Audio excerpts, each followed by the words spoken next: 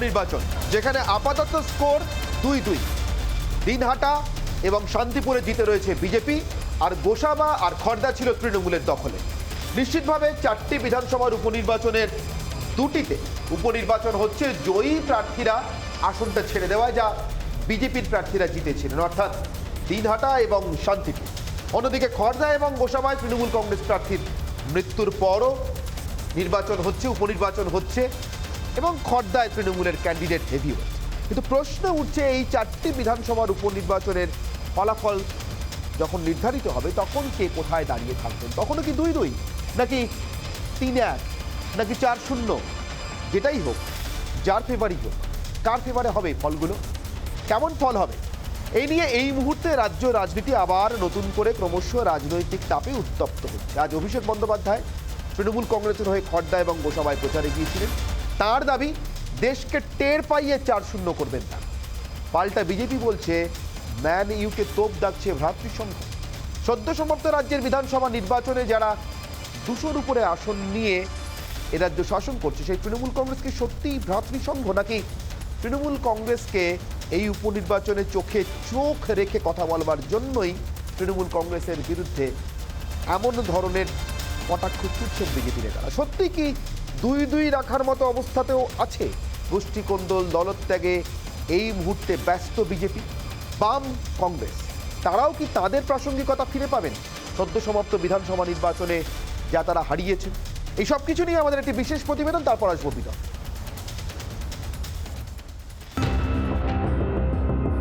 একুশে নিরঙ্কুশ জয়ের পরেও নন্দীগ্রামে তৃণমূল সুপ্রিমোর হারের ফলে তৈরি আশঙ্কার মেঘ কেটে গিয়ে এখন স্বস্তিতে ঘাসফুল শিবির। মুখ্যমন্ত্রীর আসনে তৃতীয়বারের জন্য মমতা বন্দ্যোপাধ্যায়ের বসা পাকা করেছে ভবানীপুর। উপনির্বাচনে ভবানীপুরে তৃণমূল নেত্রীর রেকর্ড মার্জিনে জয়ের পাশাপাশি বাকি 2 কেন্দ্রের ভোটেও জয়ী হয়েছে ঘাসফুল শিবির। বাঙালির শ্রেষ্ঠ উৎসব শারদ উৎসবের পরই ফের ভোটমুখী বাংলা। 30শে অক্টোবর উপনির্বাচন রাজ্যের 4 বিধানসভা কেন্দ্র শান্তিপুর, দিনহাটা, গোসাবা ও খড়দায়। 21এর বিধানসভা ভোটে শান্তিপুর ও দিনহাটা গিয়েছিল বিজেপির দখলে, গোসাবা ও খড়দা তৃণমূলের দখলে ছিল। বিধানসভা ভোটের পরেই বিধায়ক পদ থেকে পদত্যাগ করেন নিশীথ প্রামাণিক ও জগন্নাথ সরকার। অন্যদিকে ভোটের ফলাফলের আগে প্রয়াত হন খড়দার তৃণমূল প্রার্থী কাজল সিনহা, আর ভোটের ফল ঘোষণার পর তৃণমূল বিধায়ক জয়ন্ত নস্কর মারা যান। ফলে এই 4 কেন্দ্রে অনুষ্ঠিত হতে চলেছে উপনির্বাচন।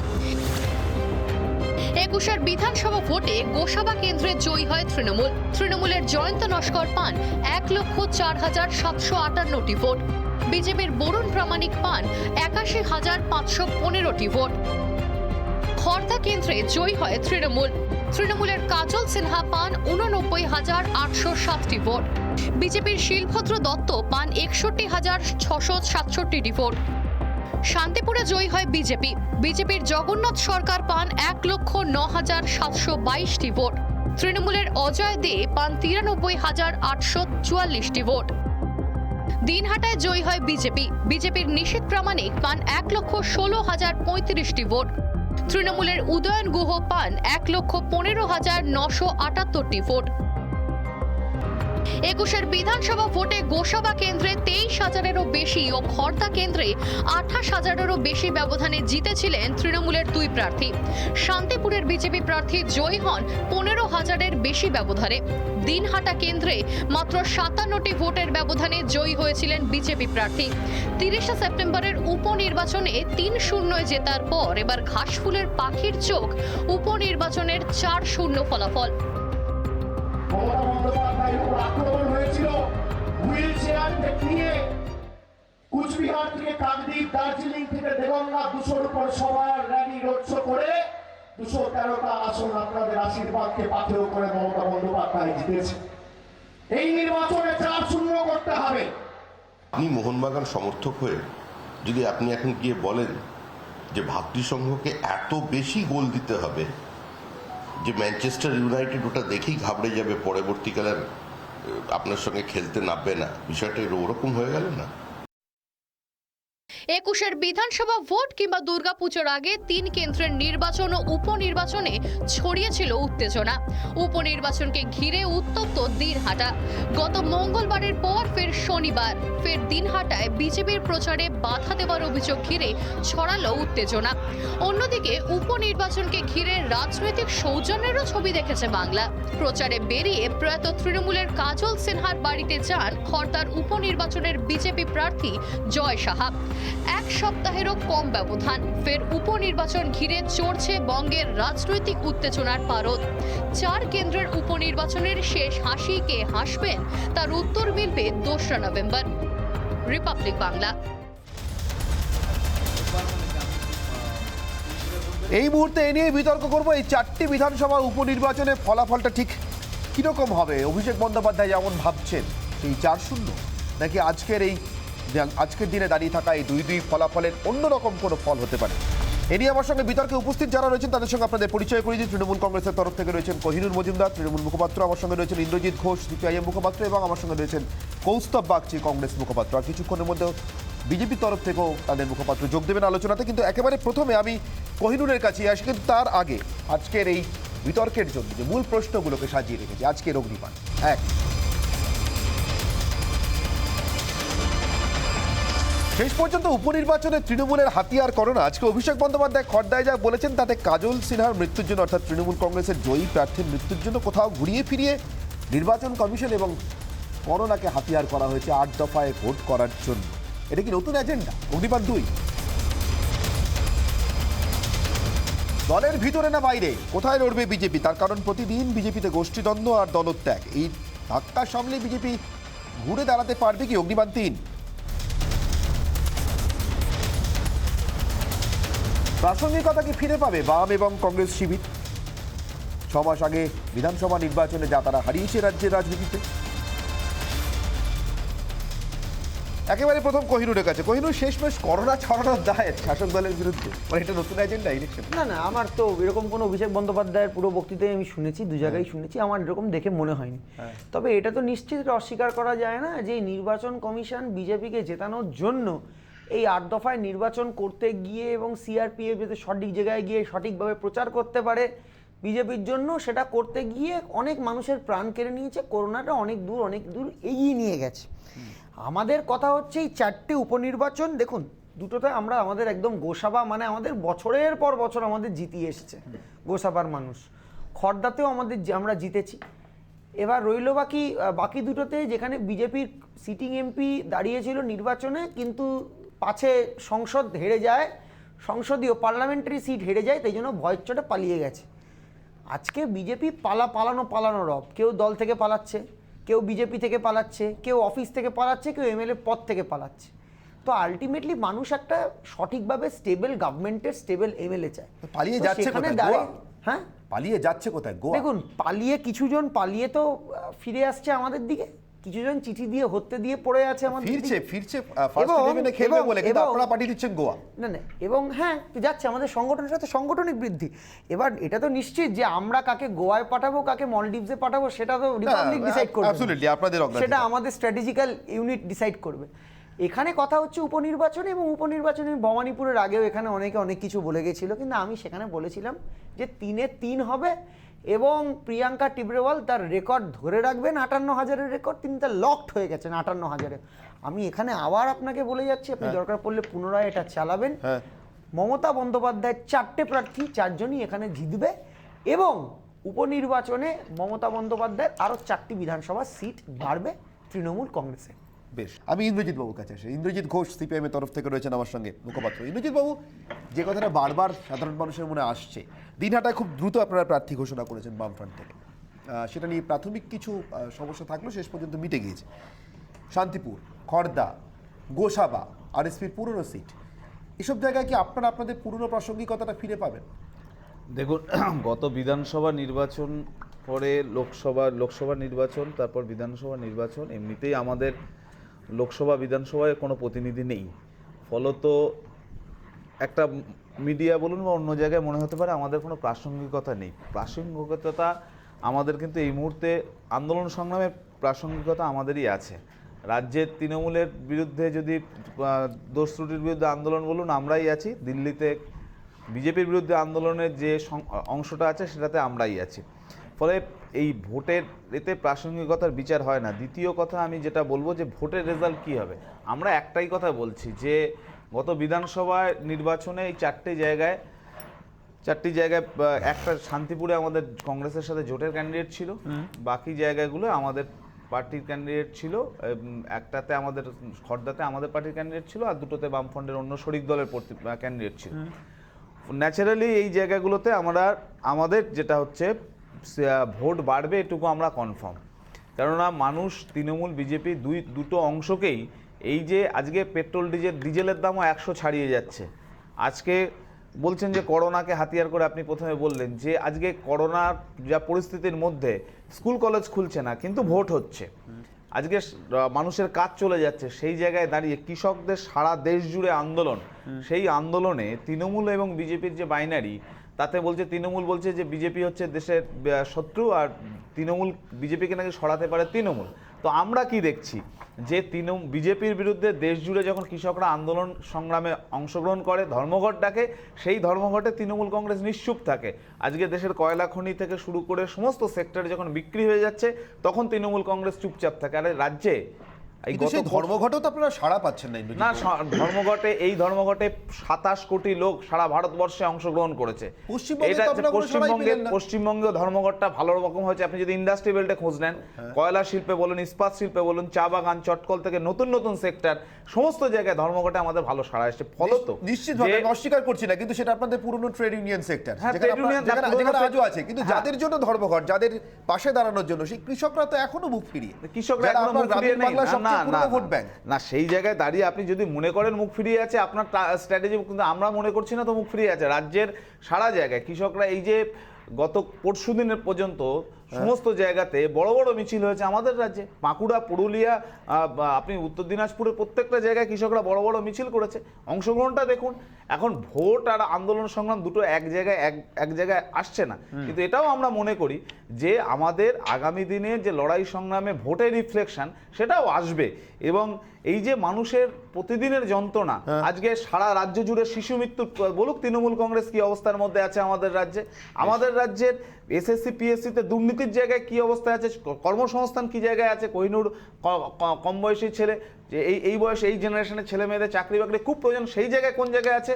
আর সারা দেশ জুড়ে বিজেপি তাদের কি দেউলিয়াপনা রাজনীতি, দেশ বিক্রি করে দেওয়ার চক্রান্ত, সেইগুলো দিয়ে কি অবস্থা আছে। এই নীতি নৈতিকতার প্রশ্নে বিজেপি তৃণমূল আসুক, কথা বলুক, তাহলে তো বোঝা যাবে যে কারা কোন জায়গাটায় আছে। আমি আসবো কোহিনুর, আমি তার আগে সজলবাবুর কাছে। যে সজলবাবু, ভবানীপুরের উপনির্বাচনটা সময় আমি দেখেছি বারবার আপনারা বলছিলেন যে এটা চাপিয়ে দেওয়া উপনির্বাচন, যেটা একজন মানুষকে সিট ছেড়ে চলে যেতে হলো মুখ্যমন্ত্রীকে জায়গা করে দেওয়ার জন্য, বিধায়ক হওয়ার জন্য।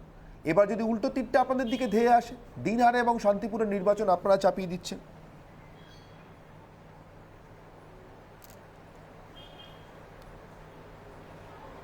হ্যাঁ, ঠিকই বলছেন আপনি। দিনহাটা এবং শান্তিপুরের নির্বাচনের কিছুটা দায়বদ্ধতা, কিছুটা না, পুরো দায়বদ্ধতাটা কিন্তু আমাদের, এটাকে অস্বীকার করার কোনো জায়গা নেই। কিন্তু মজার কথাটা হচ্ছে এই ভবানীপুরের সঙ্গে আমাদের পার্থক্যটা এখানে, ভবানীপুরের মানুষ যখন ভোট দিচ্ছিলেন শোভনদেব চট্টোপাধ্যায়কে, তখন তারা কিন্তু এটা ভাবেননি যে আগামী 3 মাস বাদে তাদেরকে আবার ভোটের লাইনে দাঁড়াতে হবে। কিন্তু এই দিনহাটা এবং শান্তিপুরের মানুষ যখন বিজেপিকে ভোট দিচ্ছিলেন, সে জগন্নাথ সরকার হোক বা নিশীথ প্রামাণিক, তারা কিন্তু জানতেন তাদের প্রার্থী জয়ী হলে তাদেরকে আবার ভোটের লাইনে দাঁড়াতে হবে। বা যারা বিরোধীতে ভোট দিয়েছেন তারাও জানতেন যে যদি এখানে জগন্নাথ সরকার কিংবা নিশীথ প্রামাণিক জেতে, তাহলে আবার নির্বাচন হবে। এই দুটো ক্ষেত্রের মধ্যে একটা পার্থক্য আছে। আমি একটু আগে শুনছিলাম কোহিনুর কি সুন্দর বলে দিচ্ছিল 4-এ 4 শূন্য হবে। আসলে ওদের অভিভাবক বলেই বললাম, আর কিছু বললাম না, কারণ ও অনেক ছোট ভালো ছেলে। হ্যাঁ, সে বলেছে 4-0, ও তো আর 4-1 3-1 বলতে পারে না। কিন্তু আমার প্রশ্নটা হচ্ছে আমার প্রশ্নটা যেটা হচ্ছে, তাহলে আর নির্বাচনটা করার দরকার কি? ওরা বলে দিক যে আমরা আমাদের প্রার্থী তুলে নিই। হ্যাঁ, মমতা ব্যানার্জি ও বলছিল 58। আরে মমতা ব্যানার্জি নিজের রেকর্ড নিজে ভেঙেছেন। আগের বারও বাই ইলেকশনে ভেঙেছিলেন, এবারও বাই ইলেকশনে ভেঙেছেন। হ্যাঁ, সাধারণ ইলেকশনে উনি এই রেকর্ড করতে পারেন না। আর সিপিএম এর ভদ্রলোক যিনি ছিলেন ইন্দ্রজিৎ বাবু, তাকেও একটা দুটো কথা না বললে তো খারাপ লাগবে। সেটা হচ্ছে, উনি ভাববেন যে আমি ওনাকে গুনছি না। হ্যাঁ, উনারা বললেন, উনি একটা কথা বললেন যে ওনাদের বিরাট সাড়া পড়েছিল ওনাদের ডাকা বন্ধে। হ্যাঁ, 27 কোটি মানুষ অংশ নিয়েছিল, ভোট বাক্সে রিফ্লেক্ট হচ্ছে না। ওনাদের আন্দোলনে মিছিল মিটিং হচ্ছে, কিন্তু ভোট বাক্সে রিফ্লেক্ট হচ্ছে না। তার মানে প্রশ্ন হচ্ছে, ওদের মিছিলে যারা থাকেন তারা ওদেরকে ভোট দিচ্ছেন না। তো আমি ঈশ্বরের কাছে প্রার্থনা করব উনি যেন দেখে যেতে পারেন সারা দেশ জুড়ে এইটা বুঝতে হবে, ওনাদের মিছিল মিটিংয়ে যত লোক হয় তত লোক অন্তত ওনাদের ভোট দিচ্ছেন। না বেশ, আমি আমি আমি আমি সজল বাবু, না, আমি পশ্চিমবঙ্গে 27 কোটি ভাবিনি, সারা দেশ জুড়ে। হ্যাঁ, সারা ভারতবর্ষের কৃষক আন্দোলন চলছে। আপনাকে একটা কথা বলি ইন্দ্রজিৎ বাবু, যদিও আপনারা খুব একটা প্রাসঙ্গিক নন আজকে রাজনীতিতে, আপনাকে একটা কথা বলি। সারা দেশ জুড়ে বললেন কৃষক আন্দোলন চলছে, বলুন তো ওই হরিয়ানার ওইটুকু জায়গা ছাড়া, হ্যাঁ, আপনি দেখান ভারতবর্ষের আর কোথায় কৃষক আপনি উত্তরপ্রদেশের নির্বাচনটা দেখবেন, আপনি উত্তরপ্রদেশের নির্বাচন দেখবেন, আপনি পাঞ্জাব দেখুন, আপনি রাজস্থান দেখুন। আবার পশ্চিমবঙ্গে ফিরে আসি, শুধু হরিয়ানা দেখবেন না। পশ্চিমবঙ্গে ফিরে আসি। উত্তরপ্রদেশ, পাঞ্জাব তো এখন হবে ভবিষ্যতে। আপাতত ভবিষ্যতের দিকে না তাকিয়ে অদূর, মানে সুদূরের দিকে না তাকিয়ে অদূর ভবিষ্যতের দিকে তাকায়। কোহিনুর হাত তুলছিলেন, সজল বাবুর কথা পরিপ্রেক্ষিতে আমি আমার একটু মনে পড়ে, ভুল হয়েছিল, ওটা হরিয়ানা নয়, ওটা উত্তরপ্রদেশ হবে। দেবুদা কোন একটা ডিবেটে আমার সঙ্গেই ছিল, অনির্বাণ দার সঙ্গেই ছিল, এবং ভবানীপুর নির্বাচনের আগে টোনটা দেবুদার ছিল এরকম যে আমরা জিতছি বা একটা পরিবর্তনের ফলাফল হবে। ভবানীপুর ভোট হলো, রেজাল্ট হলো, জঙ্গিপুর হলো, কোনটা 90,000 হলো, কোনটা 50,000 হলো, কোনটা 30,000 হলো। তারপর এখন বিজেপির মুখপাত্রদের বলতে হচ্ছে তাহলে আমরা ছেড়েই দিই। তো এটাই বোঝা যাচ্ছে যে কনফিডেন্সের অভাব থাকাটা স্বাভাবিক না, কেন কারণটা আমি খুব পরিষ্কার বলে দিচ্ছি যে বিজেপি অন্য কোথাও নির্বাচন কি আছে এ আছে সে, তার থেকে বড় কথা হচ্ছে বিজেপির যে সাংগঠনিক জোর, BJP is a lost case right now. মানে আমরা যেটা অত্যন্ত ঠাট্টা, অত্যন্ত লঘু মেজাজে এই গল্পটা বলতাম যে খরচার খাতায় মানে কি লস্ট কেস, এটা এক্সাক্ট ইংরেজি হচ্ছে লস্ট কেস। বিজেপি এখন পশ্চিমবাংলায় লস্ট কেস। কারণটা দুটো, কারণটা হচ্ছে বিজেপি এখানে নির্বাচন করেছিল, মানে তার একটা কারণ কি এটা যে পশ্চিমবঙ্গে এখন একটা মাত্রই রাজনীতি লাভজনক, মানে আমি লস্ট বলছেন বলে জিজ্ঞাসা করছি, একটাই রাজনীতি লাভজনক, সেটা তৃণমূল করা। মমতা বন্দ্যোপাধ্যায়, দেখুন ভাই শোনো না, এক মিনিট কোহিনুর, এবার আমি বলি। কোহিনুর খুব বেশি সময় নেই, এবার আমায় বলতে দাও। হ্যাঁ বলুন সজল বাবু, এবার আমি বলুন। কোহিনুর ঠিক এরাম করেই একদিন বুদ্ধদেব বাবু বলতেন 235 আর 30, 235 আর 30 তারাই এখন লস্ট কেস। না আপনি তুমি ভাই সেটা আজ থেকে 50 বছর পর হয়তো তৃণমূল লস্ট কেস হবে, এটা তো রাজনীতি না, এটা তো রাজনীতি তো বলতে পারে না। আগামী 50 বছর পর তৃণমূল কংগ্রেস লস্ট কেস হবে, আগামী 60 বছর পর বিজেপি ক্ষমতায় আসবে, কিন্তু right at this moment BJP is lost case, এবং এটা দেবুদার কথা শুনে বোঝা যাচ্ছে।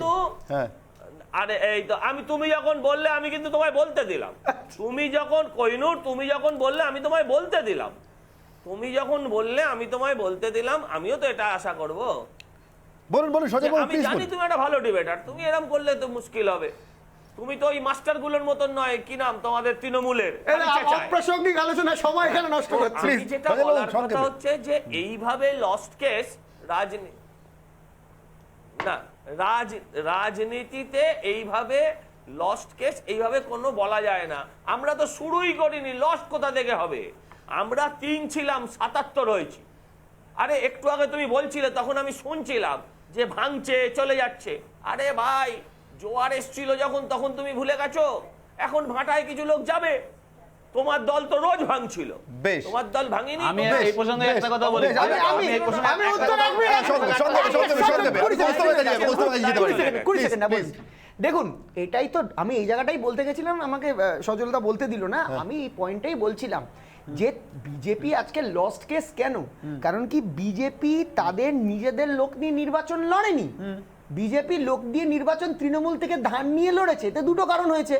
এক হচ্ছে তৃণমূলের যে অ্যান্টি ইনকামবেন্সি মেদটা ছিল শরীর থেকে, সেটা ওরা নিয়ে চলে গেছে। আরে মানুষ তৃণমূল দলটা মানুষ এটা কংগ্রেস থেকে দেখেছে যে ভাঙিয়ে তৃণমূল হয়েছে। কংগ্রেস তৃণমূল আইডেন্টিক্যালি র দলটাও, আরে বাবা, তৃণমূল কংগ্রেস কইলো তোমার থেকে বেশ। বেশি তৃণমূলটা আমি করেছি জীবনে। তোমাকে এবার আমি তোমার বলছি, একদমই তো তৃণমূল। আমি একটা কথা বলছি, এটা যেন সঙ্গে যে কোস্তাব আগে কোহিনূর একটু আগে বললো যে তৃণমূলে বিজেপি যাদের নিয়ে লড়েছিল তৃণমূল থেকে লড়েছে। আসলে আমরাও এখনো মনে করি তৃণমূল আর বিজেপি দুটো আলাদা ভাঙিয়ে তৃণমূল হয়েছে। আর তুমি এখন এইসব কথা বললে হয়? কালার বদল হয় গিরগিটির মতো। এই নিয়ে না কিন্তু আপনারা তো আমার এখনো বিজেপি তত্ত্বই আঁকড়ে রয়েছে না বিজেপি বলতে না, হ্যাঁ এটা তো ওটাই সত্যি বলবেন কথা। আবার। আজকে এই তো সজলদা এক্ষুনি বললো, সজলদাকে তো আমি ছোটবেলা এ থেকে বাবা। চিনি। কংগ্রেস ছাত্র এই পরিষদ কার মতন দেখেছি, বললেন? তৃণমূল গিরগিটির কংগ্রেস মতন। দেখেছি, আজকে বিজেপি। আপনি গিরগিটির মতন বললেন। আপনারা জোট করেন কোন নির্বাচনে কংগ্রেসের সাথে, আবার আমি পরের একবার- আমি সপ্তাহে একবার- ভেঙে আমি দেন। কৌস্তবের কাছে আবার যাই, পরের শোনেন না, সপ্তাহে কৌস্তব আছে জোট আমাদের করেন। সঙ্গে। সেটা কৌস্তব। গিরগিটির রং নয়। কৌস্তব 6 মাসের ব্যবধান। আমার প্রশ্ন, ভবানীপুরে তো তোমাদের প্রার্থী ছিল না, ঠিক আছে, কোনো অসুবিধা নেই, কিন্তু কৌস্তব এবার তো মানুষ জিজ্ঞাসা করবে 6 মাস আগে ভোট চাইতে এলেন একসঙ্গে, এখন আসছে না আলাদা আলাদা, এটাকে কমব্যাট করা যাবে? না, আমাদের স্ট্যান্ডটা খুব ক্লিয়ার। তো আমরা তো প্রার্থী শান্তিপুরে যেরকম আগেরবার নির্বাচনে দিয়েছিলাম, এবছর দিয়েছি, বাকি এবারের নির্বাচনে দিয়েছি, বাকি সিটগুলোতে দিইনি। সেখানে বামেদের সাথে আমাদের ইলেকট্রাল অ্যালায়েন্স ছিল, যাই হোক অনেক চেষ্টা চরিত হয়েছে, এটা অন্য প্রসঙ্গ। বামেদের সেখানে প্রার্থী আছে, সেখানে মানুষ বুঝে শুনে ভোট দেবে। এখন আমাদের যেটা বিষয়, আজকে আমি শুনছিলাম যে আজকে কিছু মানে বাকি রাজনৈতিক তিনটেতে কোথায় ভোট দিতে জনসভা বললেন? হচ্ছিল, সেখানে বুঝতে পারলাম না বাকি কি- তিনটেতে কে- কোথায় ভোট কে দিতে বলছে বললেন? এটা? আমাদের দিতে বলেছেন? কোহিনুর বলছেন, কোহিনুরের জিজ্ঞাসা যে বাকি 3টে জায়গাতে কংগ্রেস সমর্থকরা কোথায় ভোট দেবেন, তৃণমূলকে, সিপিএমকে বা বিজেপিকে নাকি বিজেপিকে? না, অবশ্যই যেখানে কংগ্রেসের প্রার্থী নেই সেখানে আমরা বামেদের ভোট দেওয়ার কথাই বলেছি। এটা সেটা নিয়ে sure তো, কোনো- এটা কংগ্রেসের এখন stand তো? পশ্চিমবঙ্গ এটা একটু বলতে মধ্যখানে please, ইন্টারাপ্ট এক এক করলে ঠিক আমার আছে। বলতে খুব অসুবিধা হয়, বলবো না অনির্বাণ দা। দাদা কৌস্তব বাবু, বলুন প্লিজ, বলুন প্লিজ।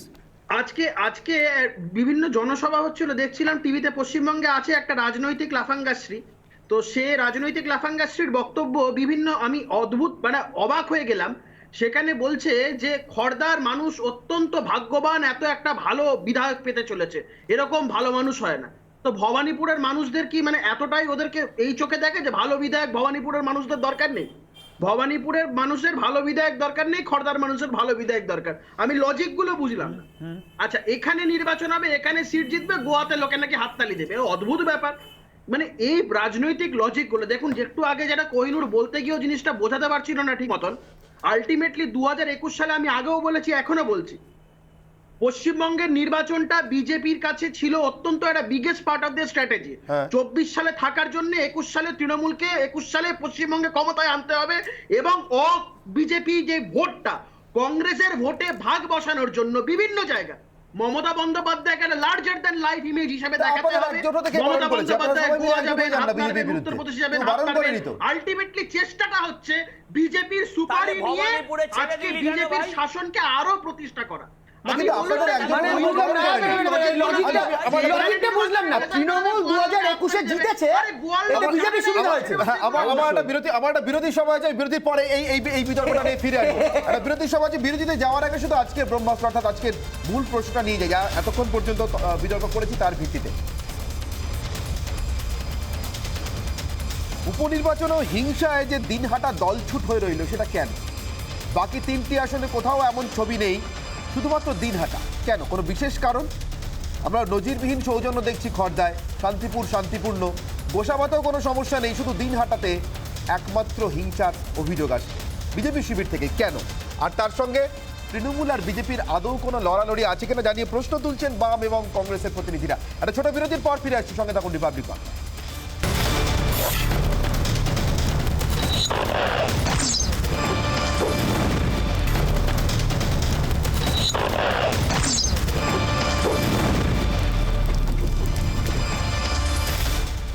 ব্রহ্মাস্ত্রের যে প্রশ্ন ছিল, অর্থাৎ দিনহাটা কেন দলছুট হয়ে রইল হিংসার প্রশ্নে, যতটুকু সামান্য অভিযোগ বা বাধার অভিযোগ, আক্রমণের অভিযোগ, সেটাও সেই দিনহাটাকে কেন্দ্র করে। দিনহাটায় বিশেষ কিছু আছে কোহিনুর, আপনাদের আমি একটু সময় বেঁধে প্রশ্ন করি এবার, 1 মিনিটে প্লিজ। দিনহাটার কথাটা বলি। এই নির্বাচনগুলোতে আপনি দেখেছিলেন তো, দিনহাটায় আমার প্রার্থী গত জেনারেল ইলেকশনে উদয়ন গুহ সকাল 11টা অবধি দাঁড়িয়েছিল, এজেন্ট বসাতে পারছিল না। সিআরপিএফ, সিআইএসএফ, আরপিএফ, এনা তানা, নির্বাচন কমিশন সব থাকা সত্ত্বেও। তো স্বাভাবিকভাবে দিনহাটাতে বিজেপির যা অত্যাচার, এবং বিজেপির যে গুন্ডা বাহিনী এবং তার সঙ্গে অ্যাডিশন ছিল সিআরপিএফ, সেই জায়গাটা দিনহাটাকে একটা উত্তপ্ত করে রেখেছিল। এবং আজও বিজেপির প্রচুর এই উত্তর বাংলা জুড়ে অ্যাকচুয়ালি বিজেপি যে আমাদের প্রার্থী জিতেছিলেন তার বিরুদ্ধেই তো সিবিআই তার জন্য মিহির গোস্বামীর মতো ভদ্রলোকের গায়ে হাত। বিজেপি অভিযোগ করতো। দেখুন একটা কনসিকুয়েন্স, আপনি ভোটের আগে পিটিয়েছিলেন সাধারণ মানুষকে, সাধারণ মানুষ আপনাকে দেখলে একটু অভিযোগ অভিযোগ করছে, একটু রেগে যাচ্ছে। আমি সাধারণ মানুষকে তৃণমূল কংগ্রেসের পক্ষ থেকে বলেছি যে আপনারা ভোটের রেজাল্ট দিন, এভাবে কিছু করে লাভ নেই, করার দরকার নেই। কোহিনুরে আমি আরেকটা প্রশ্ন আছে কোহিনুরের কাছে, আমি সেটা নিয়ে পরে আসবো। তার আগে দিনহাটা নিয়ে একটু বিস্তারিতভাবে কথা বলে নি। সজলবাবু, দিনহাটা কি বিশেষভাবে রিডারে রয়েছে শাসক দলে, মানে দিনহাটা চাই এরকমটা মনে হচ্ছে আপনাদের? সব থেকে বেশি কড়া প্রতিদ্বন্দ্বিতা আপনারা দিনহাটাতেই জিতেছেনও তো অল্প ব্যবধানে।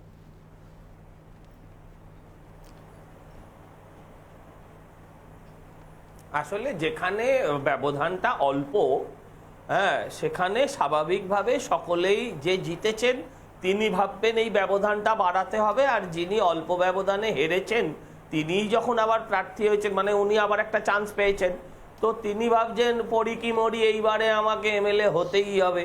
হ্যাঁ, তো স্বাভাবিকভাবে সেখানে একটু প্রেশার, রাজনীতির দৌড়াদৌড়ি, প্রতিযোগিতা, এবং যখন কোনো প্রতিযোগিতা হয় তখন টাফ প্রতিযোগিতায় একটু ধাক্কাধাক্কি গুতোগুতি তো হবে, এটা স্বাভাবিক। এবং নির্বাচনের দিন কি কি হয়, ওয়ানডে ম্যাচটা তৃণমূল কিভাবে খেলতে চায় আমরা এখন সেটাই দেখবার অপেক্ষায় আছি। কি সুন্দর কোহিনুর বসে বসে বলে গেল গুন্ডা, বিজেপির মাস্তান, বিজেপির অমুক, বিজেপির তমুক। বাবা, রাজ্য সরকারটা তো তোমার, পুলিশ মন্ত্রী তো তোমাদের মার্কিন কোম্পানির এমডি, তাহলে বাবা তাকে বলো না কেন এই গুন্ডা বদমাশ গুলোকে ধরে জেলে ভরে দিতে? কমিশন দাদা অ্যাড করেছি। এই প্লিজ আবারও বলছি কোহিনুর, এই একই ভাঙা রেকর্ড বাজিও না। তোমরা শিক্ষিত ছেলে, নির্বাচন কমিশন নির্বাচন পরিচালনা করে।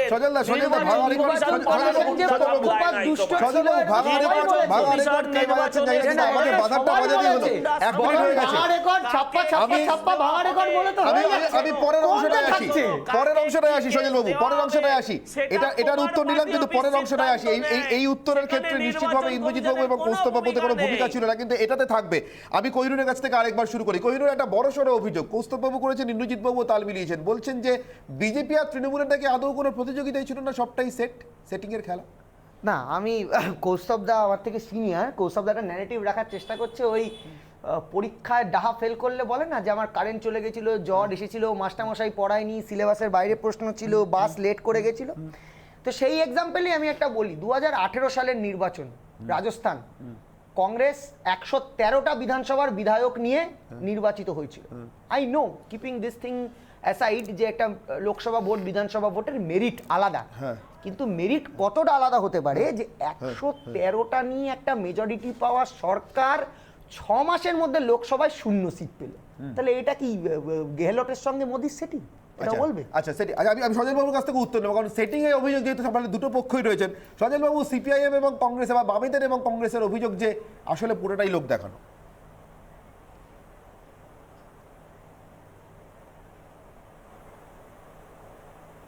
আসলে দেখুন, অপ্রাসঙ্গিক যারা এখন বর্তমান রাজনীতিতে, যারা জানে যে তাদের এই মুহূর্তে কোনো ভবিষ্যৎ নেই, তারা এই ধরনের ভুলভাল কথা নিশ্চয়ই বলবেন। হ্যাঁ, তাতে কিন্তু মানুষের কোনো মানে এটা নিয়ে মানুষ ভ্রুক্ষেপ করবে বলে আমার মনে হয় না। তো একটা অল্প সময়ের একটা ডিবেটে বসে এই ধরনের ফালতু আলোচনা করে সময় নষ্ট করার কোনো অর্থ আছে বলে আমি বিশ্বাস করি না। তার থেকে আমার মনে হয় যে আপনাদের অ্যাসিওর করা উচিত যে আগামী নির্বাচন 30 তারিখে যেটা হতে চলেছে সেই নির্বাচনটা যাতে শান্তিপূর্ণ হয়। আজকে কোহিনুরকে সে কথা বলতে হবে, মানুষ যাতে ভোট দিতে পারে। ভবানীপুরে যে ঘটনা আমরা দেখেছি, এখানে যাতে সেই ঘটনা না ঘটে, সেইগুলো ওদেরকে অ্যাসিওর করতে বলুন। আমার মনে হয় সেটা অনেক কনস্ট্রাকটিভ হবে। এখানে কংগ্রেস আর সিপিএম কে এখানে তৃণমূলকে, ভবানীপুরে কংগ্রেস প্রার্থী দেয় না তৃণমূলকে সাপোর্ট করে, আবার ওখানে ওরা কংগ্রেস প্রার্থী দেয় তৃণমূলের বিরুদ্ধে, আবার বলে ওদের মুখপাত্র আমার ভাই কৌস্তব, সে বলছে যে যেখানে কংগ্রেসের প্রার্থী নেই সেখানে বামপন্থীকে ভোট দিন। আমি একবার কৌস্তবের কাছে, সজলবাবু, তুমি রাজনৈতিকভাবে অনেকটাই পরিপক্ক, এই কথাগুলো তোমার মুখে মানা না, কোনো অফিশিয়াল স্ট্যান্ড ছিল না তৃণমূলকে ভোট দেওয়া। কৌস্তব বাবু, আজকে তোমাদের যে কৌস্তব বাবু, কথাটা পাল্টা BJP র অভিযোগ। গুরুত্বহীন, আমাদের কোথাও কোনো অফিসিয়াল স্ট্যান্ড নেই। কাকে সাপোর্ট করবে? কংগ্রেসের আগে কর্মী আছে যে সাপোর্ট করতে আচ্ছা, পারবে। আমি কৌস্তব বাবুর কাছে, কৌস্তব বাবু, ভবানীপুরে একটা স্টান্স, দিনহাটাতে আরেক রকমের স্টান্স, শান্তিপুরে এক রকমের স্টান্স, মানে কংগ্রেস তো একটা সর্বভারতীয় পার্টি, এমন একটা করে বিধানসভা আসন ধরে কংগ্রেসের স্ট্র্যাটেজি এর আগে শেষ কবে হয়েছে? বিধানসভা নির্বাচনে বাই ইলেকশন গুলো আমরা আগের এই 2021 সালের যে জেনারেল ইলেকশনে আমরা যে সিটগুলোতে প্রার্থী দিয়েছিলাম তার মধ্যে শান্তিপুর, সেই জন্য শান্তিপুরটাই আমরা কন্টেস্ট করছি। বামেদের সাথে আমাদের একটা ইলেকট্রাল আন্ডারস্ট্যান্ডিং ছিল, এই নির্বাচনে সেটা মনে যাচ্ছে, বলতে পারবো। ছেলে খেতে যায় কংগ্রেসটা এখন মুদির দোকান আর তৃণমূল। বেশ, আমি একদম শেষ দিকে চলে এসেছি, আমি ইন্দ্রজিৎ বাবুর কাছে আসবো সমাবেত। ইন্দ্রজিৎ বাবু প্লিজ, নিয়ে আলোচনা করার কোনো যুক্তি নেই। ইন্দ্রজিৎ বাবু প্লিজ। না, আমি অনির্বাণ দা শেষ করলাম না, একটু যদি বলতে দেওয়া হয়। ঠিক আছে, কমপ্লিট করিন প্লিজ। হ্যাঁ, আমি বলছি কি, যেটা আমাদের ইলেকট্রাল আন্ডারস্ট্যান্ডিং যেটা ছিল বামেদের সাথে, সেটা কোনোভাবে শান্তিপুরে আমাদের দীর্ঘমেয়াদী একটা কথা চলেছে অধীর বাবু বিমান বাবুদের মধ্যে, তৎসব বাম প্রার্থী আছে, কিন্তু আমরা আমাদের যে স্ট্যান্ডটা ছিল 2021-এর জেনারেল ইলেকশনে, আমরা সেটা মেনেই শান্তিপুরে শুধুমাত্র প্রার্থী দিয়েছি, বাকি কেন্দ্রগুলোতে আমরা আমাদের সমর্থন করেছি। এটা নিয়ে কোনো ইন্দ্রজিৎ বাবু, আপনাদের জোট সঙ্গী 6 মাস আগের জোট সঙ্গী ইন্দ্রজিৎ বাবু, আপনাদের বা যার সঙ্গে নির্বাচনী অ্যালায়েন্স ছিল, এক এক করে প্লিজ, একদম শেষ দিকে চলে ইন্দ্রজিৎ বাবু, তারা আসন একটা করে আসন ধরে স্ট্র্যাটেজি তৈরি করছেন। সত্যি বিজেপি বিরোধী কোনো বিকল্প দেওয়ার ক্ষেত্রে মানুষ আপনাদের বিশ্বাস করতে পারবেন এই নির্বাচনে, এই উপনির্বাচনে? দেশে সারা দেশ জুড়ে মানুষ বিশ্বাস করবে আন্দোলন সংগ্রামের মধ্য দিয়ে। যারা হচ্ছে মানুষের প্রকৃত আন্দোলনে যারা বিজেপির সহ র্যালি করে, বিজেপির সঙ্গেই র্যালি করে। আমাদের দেশের শ্রমকোটগুলো চালু হয়নি, কিন্তু আমাদের রাজ্যে চালু হয়ে গেছে। কৃষি আইন আমাদের রাজ্যে আগে চালু হয়েছে, তারপরে অন্য দেশে। জায়গাগুলোতে মানুষ তৃণমূল কংগ্রেসের বিরোধী বিজেপিকে মনে করে না, আর সারা দেশ জুড়ে বিজেপি অল ইন্ডিয়া পার্টির তকমা তো আমাদেরই আছে। আমরা বিজেপির বিরুদ্ধে, তৃণমূল কংগ্রেসের বিরুদ্ধে পশ্চিমবঙ্গে বিজেপি লড়ে 77টা সিট পায়, আর কেরলে 0 সিট পায় বিজেপি। ফলত সারা দেশ জুড়ে লড়াইটা তৃণমূল কংগ্রেসের বিরুদ্ধে বেশি বামের বিরোধী নয়, তৃণমূল কংগ্রেস আমরা দেখেছি বামফ্রন্টরা সিপিএম ত্রিপুরায় কি করে সারেন্ডার করে দিয়েছে। ত্রিপুরায় আমরা সারেন্ডার করিনি, আমাদের পার্টি তৃণমূল যাওয়ার পর ওখানে সিপিএম কে রিলেভেন্ট করতে বিজেপিকে আগুন লাগাতে হয়েছে। আমি শুধু একটা শেষ কথা বলি, এক মিনিট, ইন্দ্রজিৎ দা প্লিজ, আমি বলছি আজকে কৃষকদেরও আন্দোলন করছে সিপিএম, কৃষকদের তো এ করছে, ওই করছে, সে করছে। কৃষকদের যে সব থেকে ভয় ছিল জমি চলে যাবে, জমি কেড়ে নেবে, বড় লোকরা এসে জমি পিটিয়ে গুলি করে নিয়ে নেবে।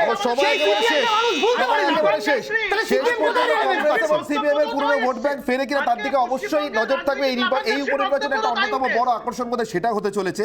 আর তার সঙ্গে সঙ্গে এই 2-2 থেকে শেষ পর্যন্ত উপনির্বাচনের পর এই 4টি বিধানসভা আসনের ফলাফল কি দাঁড়ায় সেদিকেও নিশ্চিতভাবে নজর থাকবে। বিতর্ক পর্ব এখানেই শেষ করছি, ফিরে আসছে ছোট বিরতির পর ব্রেকিং খবর। সঙ্গে থাকুন দীপার।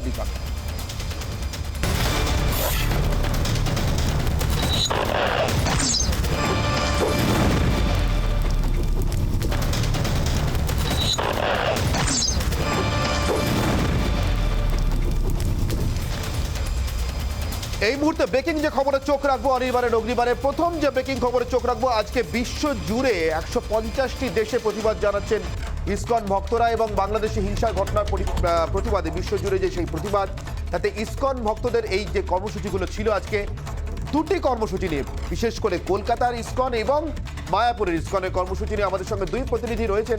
আমি প্রথমে চলে যাব, কলকাতায় রয়েছেন কিশোরলাল আমার সঙ্গে, আর মায়াপুরে রয়েছেন সৃজিতা।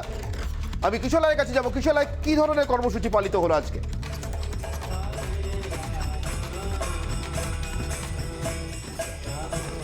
একদমই অনির্বাণ, যে কর্মসূচি আজকে ইসকন নিয়েছিল সারা বিশ্ব জুড়ে, সম্ভবত ইতিহাসে প্রথমবার একটি সংগঠন 150টি দেশে একই দিনে একই ইস্যুতে প্রতিবাদ করলো। আমি যেটা দেখাবো, আমার ঠিক পেছনে প্রভুপাদ বিদেশে যখন যাচ্ছিলেন, সেই মূর্তি, ইসকনের প্রতিষ্ঠাতা আচার্যের মূর্তির ঠিক নিচেই বাংলাদেশে যাদের ওপর অত্যাচার করা হয়েছে, যাদের খুন হয়েছে, তাদের কিন্তু ছবি ঠিক প্রভুপাদের মূর্তির নিচেই রাখা রয়েছে, এবং তার ঠিক সামনে আমরা দেখতে পাচ্ছি ফুল দিয়ে, ফুলের স্তবক দিয়ে এবং মোমবাতি দিয়ে তাদেরকে সম্মান জানানো হচ্ছে, তাদের প্রতি শ্রদ্ধা জানানো হচ্ছে, এবং প্রতিবাদ জানানো হচ্ছে সেই ঘটনার যা কিনা নাড়িয়ে দিয়েছে গোটা বিশ্বকে, যা অভিযোগ উঠে এসেছে একেবারেই কিশোরায় তো আমাদের সঙ্গে থাকো, চলে যাবো সৃজিতার কাছে। মায়াপুর থেকে রয়েছে সৃজিতা, মায়াপুরে কি ধরনের প্রতিবাদ হলো?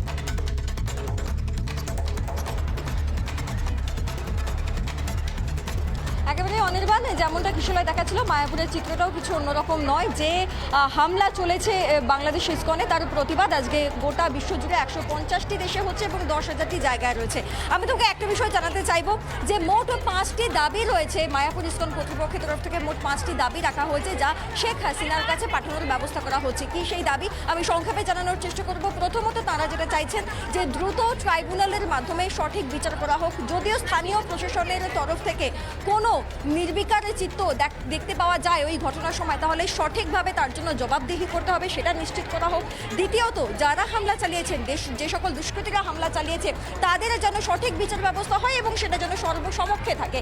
এছাড়াও ইসকনের আর যে দাবিগুলি রয়েছে তার মধ্যে রয়েছে যে যারা আহত হয়েছেন ঘটনায় তারা যেন সুচিকিৎসা পান।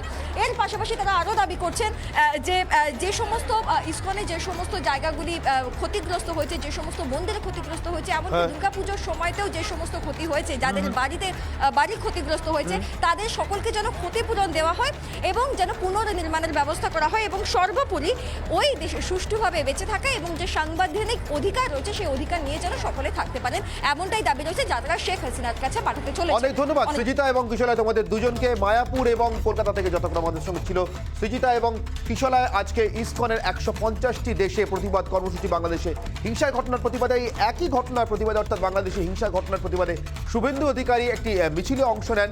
সেই মিছিলের ছবিও এই মুহূর্তে দেখতে পাচ্ছেন আপনারা রিপাবলিক বাংলায়। বাংলাদেশে হিংসার ঘটনার প্রতিবাদে পথে শুভেন্দু অধিকারী। এর আগেও আমরা দেখেছি তাকে মশাল মিছিলে যোগ দিতে দুর্গাপুরে বা অন্যান্য অংশে। আজকে শুভেন্দু অধিকারী বাংলাদেশে হিংসার ঘটনার প্রতিবাদে আনন্দমার্গ প্রচারক সংঘের যে মিছিল সেখানে যোগ দেন।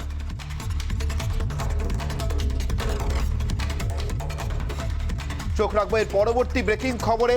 রাজ্যের কোভিড পরিস্থিতি নিয়ে মুখ্য সচিবের জরুরি বৈঠক এবং সেই বৈঠকেরই বিস্তারিত জানবো। আমাদের সঙ্গে রয়েছেন আমাদের প্রতিনিধি অনুপম পাত্র। রাজ্যের করোনা পরিস্থিতি নিয়ে উচ্চ পর্যায়ের বৈঠক সম্পর্কে জানাবেন আমাদেরকে। অনুপম, কি আলোচনা হলো বৈঠকে, কিছু জানা যাচ্ছে?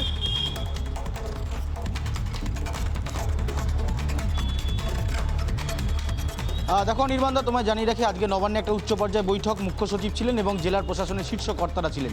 তুমি জানো যে পুজোর মরশুমে যেভাবে মানুষ বেরিয়েছে রাস্তায়, তাতে করে পরিস্থিতি কিন্তু নিয়ন্ত্রণের বাইরে যাচ্ছে। আবার কি শহর কলকাতা এবং জেলা কন্টেনমেন্ট জোন দেখতে চলেছে, এই প্রশ্নটাই ঘোরাফেরা করছে। কারণ ইতিমধ্যেই নবান্নের তরফে নির্দেশ দেওয়া হয়েছে যে সমস্ত জায়গায় বা যে সমস্ত জেলায় কোভিড পরিস্থিতি অত্যন্ত খারাপ বা আরও বাড়ছে, সেই সমস্ত জায়গা এবং জেলা আইডেন্টিফাই করতে এবং সেই জায়গাগুলোতে কন্টেনমেন্ট জোন করে দেওয়ার নির্দেশ দেওয়া হয়েছে। এবং একইভাবে তোমায় জানিয়ে রাখি যে রাতের দিকে যে বিধিনিষেধ ছিল সেটাকে আরও কড়াকড়ি করার কথা বলা হয়েছে আজকের এই বৈঠকে। এই বৈঠকে আরও একটি বিষয় উঠে এসছে, সেটা হচ্ছে যে সমস্ত কোভিড হাসপাতালগুলো রুগীর সংখ্যা কমে এসেছিল, সেখানে পরিকাঠামো ঠিক আছে কিনা, যদি প্রয়োজন হয় পরিকাঠামো আরও ভালো করার দরকার, এমনই নির্দেশ আজকে নবান্নের তরফে মুখ্য সচিব দিয়েছেন। সেক্ষেত্রে দাঁড়িয়ে মনে করা হচ্ছে যে জেলাগুলোতে এই মুহূর্তে করোনা আক্রান্তের সংখ্যা বাড়ছে, সেখানে আবার কন্টেনমেন্ট জোন হওয়ার একটা প্রবল সম্ভাবনা রয়েছে। অনেক আপাতত তোমাকে ধন্যবাদ অনুপম। আমরা কথা বলছিলাম অনুপম পাত্রের সঙ্গে, জানাচ্ছিলেন নবান্নে উচ্চ পর্যায়ের বৈঠক সম্পর্কে। তৃতীয় ঢেউ মোকাবিলায় প্রয়োজনীয় ব্যবস্থা নেওয়ার নির্দেশ দেওয়া হয়েছে মুখ্য সচিবের ডাকা এই বৈঠক থেকে। এর পরবর্তী যে খবরে চোখ রাখবো, বাংলাদেশে হঠাৎই চালের রপ্তানির ক্ষেত্রে কিছু সমস্যায় পড়েছেন আমাদের এ রাজ্যের অর্থাৎ পশ্চিমবঙ্গের ব্যবসায়ীরা। বাংলাদেশের চালের রপ্তানিতে বাড়তি করের সুবাদেই এই অসুবিধার মধ্যে পড়েছেন তারা। কথা বলবো সরাসরি, আমার সঙ্গে নিউজ রুম থেকে রয়েছেন রেনেসা। রেনেসা, জানতে চাইবো তোমার কাছ থেকে সম্পর্কে। একদমই অনির্বাণ, তোমাকে জানিয়ে রাখি বাংলাদেশ সরকার যে নতুন নিয়ম শুরু করতে চলেছে আগামী 1 নভেম্বর থেকে, সেখানে অন্য যে জায়গাগুলি থেকে অন্য দেশ থেকে যদি চাল রফতানি করতে হয় বাংলাদেশে, তাহলে 61% কর দিতে হবে, যেটা আগে ছিল 25%। আর এর ফলেই এদেশের বা বিশেষ করে দক্ষিণ দিনাজপুরের যে চাল ব্যবসায়ীরা, তারা কিন্তু যথেষ্ট সমস্যায় পড়েছেন। তার কারণ হলো যে তুমি জানো যে দক্ষিণ দিনাজপুরের হিলি সীমান্ত দিয়ে বাংলাদেশে প্রতিদিন 200টি গাড়ি যাতায়াত করে, আর এই গাড়িগুলির বেশিরভাগটাই কিন্তু চাল নিয়ে যায়, চাল রফতানি করে বাংলাদেশে। এখন 1 নভেম্বরের আগে বিশাল একটা লাইন রয়েছে গাড়ির দক্ষিণ দিনাজপুরের হিলি সীমান্তে, আর এই কারণেই ব্যবসায়ীরা তারা দক্ষিণ দিনাজপুরের যিনি পুলিশ সুপার তার সঙ্গে দেখা করেন, তারা সেখানে আর্জি জানান যাতে গাড়িগুলিকে ইমিডিয়েট ছেড়ে দেওয়া হয়, কারণ তা না হলে 1 নভেম্বর যদি পেরিয়ে যায় তাহলে কিন্তু তাদের এই 61% বাড়তি কর দিতে হবে। অনেক ধন্যবাদ রেনেসা। কথা বলছিলাম আমার সঙ্গে নিউজ রুম থেকে ছিলেন রেনেসা। বাংলাদেশের চাল রপ্তানিতে বাড়তি করের ফলে এই মুহূর্তে সমস্যার মুখে দক্ষিণ দিনাজপুরের রপ্তানিকারীরা। পরবর্তী যে খবরে চোখ রাখবো তা একই সঙ্গে কিছুটা আপনাকে নস্টালজিক করে তুলবে আর অবশ্যই খুশি তো করবেই। কলকাতা মেট্রো পাকাপাকিভাবে বিদায় জানাতে চলেছে নন এসি রেককে। আর যে নন এসি রেক দিয়ে কলকাতা মেট্রোর যাত্রা শুরু, সেই নন এসি রেককে আগামীকাল সংবর্ধনা দিয়ে বিদায় জানাচ্ছে কলকাতা মেট্রো। বিস্তারিত জানবো আমাদের প্রতিনিধি শিবাশিসের কাছ থেকে। শিবাশিস,